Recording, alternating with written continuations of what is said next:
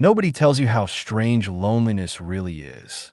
You can sit in a room full of people and feel completely invisible.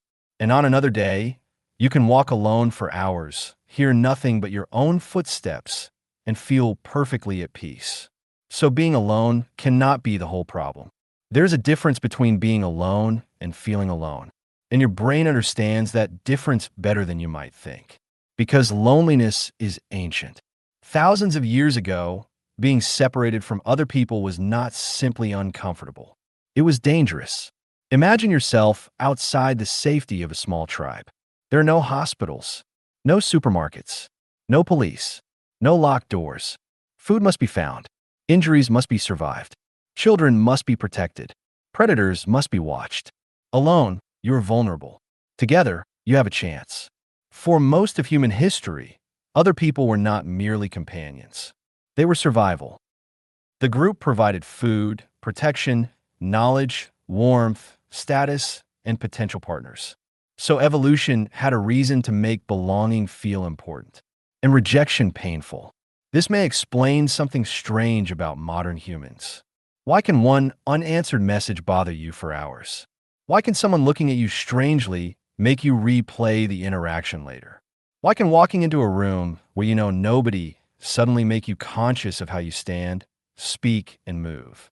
Because somewhere beneath your rational thoughts is a much older question. Am I still part of the group? Your conscious mind knows that an unanswered message probably means nothing. But your ancient brain did not evolve with smartphones. For your ancestors, losing social connection could have consequences. So loneliness became something like an alarm. Hunger says, find food. Pain says, protect your body. Loneliness says, reconnect. And for thousands of generations, that system worked remarkably well. There was just one problem. Eventually, we built a world it was never designed for. The world changed. Your brain didn't. Consider how unusual an ordinary modern day actually is. You can wake up alone, put headphones on, drive alone, work remotely, order lunch through an app, shop online, watch entertainment alone, message instead of meeting, and end the day having interacted with hundreds of people digitally without having one meaningful conversation face to face. This would have been almost unimaginable for most of human history. We have created a civilization where you can live surrounded by millions of people while barely needing any of them.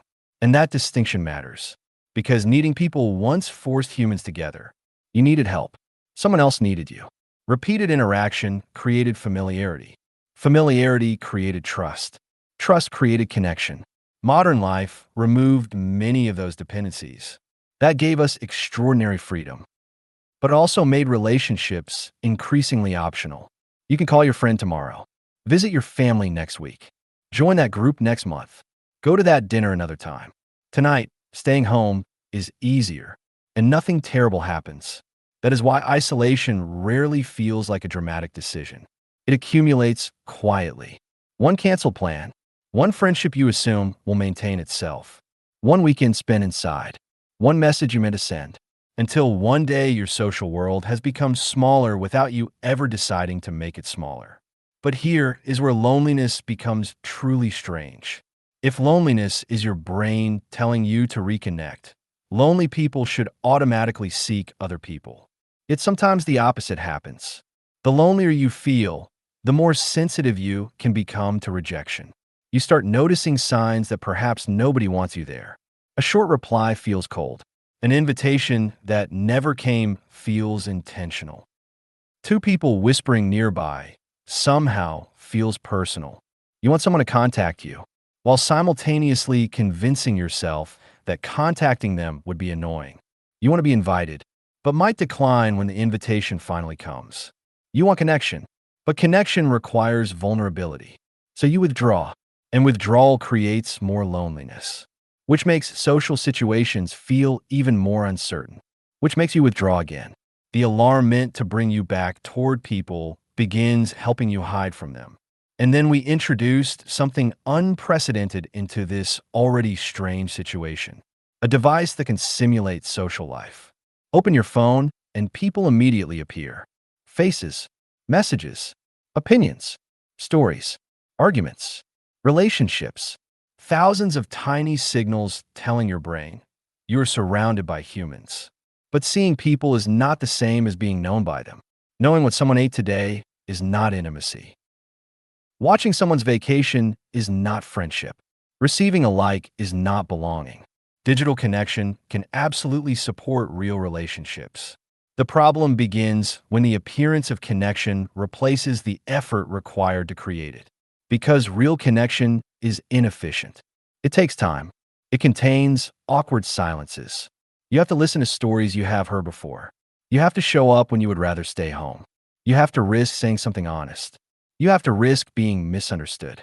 And occasionally, you have to risk rejection. A feed asks almost nothing from you. A relationship does. So modern life offers us a remarkable bargain. The feeling of being socially occupied without necessarily being socially connected.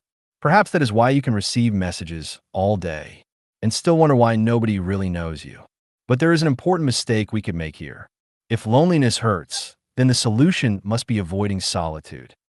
More friends, more plans, more conversations, more people.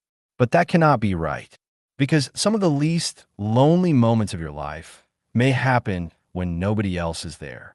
Walking through a forest, driving at night, reading in a quiet room, sitting somewhere with your thoughts. There's a reason solitude has been valued by philosophers, writers, monks, and artists for centuries. Solitude and loneliness are not the same thing. Solitude is physical. Loneliness is relational. Solitude says, I am alone. Loneliness says, I feel disconnected.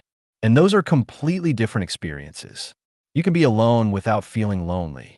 And you can be terribly lonely while surrounded by people. You can have a partner who does not understand you. Friends you never speak honestly with.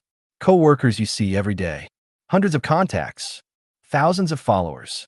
A calendar filled with plans. And still feel that nobody really sees you. Because the opposite of loneliness isn't company. It's connection. And connection cannot be measured by the number of people around you. Sometimes one person you can call at 2 in the morning matters more than 50 people who know your name. Sometimes one conversation where you finally say what you actually think creates more connection than an entire weekend surrounded by people. Perhaps this is what our ancient brain is really searching for. Not constant social stimulation, not popularity, not an endless crowd. Something much simpler. To know someone, and to be known, to matter to somebody, to feel that your absence would be noticed. Which means the answer to loneliness may not be filling every empty moment with people. Some empty moments are necessary. Solitude gives you space to think, to create, to understand yourself, to discover whether you actually enjoy your own company. The danger begins when solitude stops being a choice and becomes a hiding place. When peace becomes avoidance. When independence becomes an excuse to never need anyone. Because needing people is uncomfortable. It means giving them the ability to disappoint you. But perhaps that vulnerability is not a flaw in human nature. Perhaps it is the price of belonging. We spent thousands of years becoming creatures who survived through one another. Then we built a world that allowed us to pretend we no longer need each other. But somewhere underneath all the technology, independence, and convenience, the old brain is still there, still watching faces, still searching for belonging, still asking the same ancient question: if the fire went out tonight, who would sit beside you? Let me know in the comments. And if you enjoy exploring the hidden forces that shape the way we think, feel, and live, subscribe to the channel. There's much more to discover. Thanks for watching.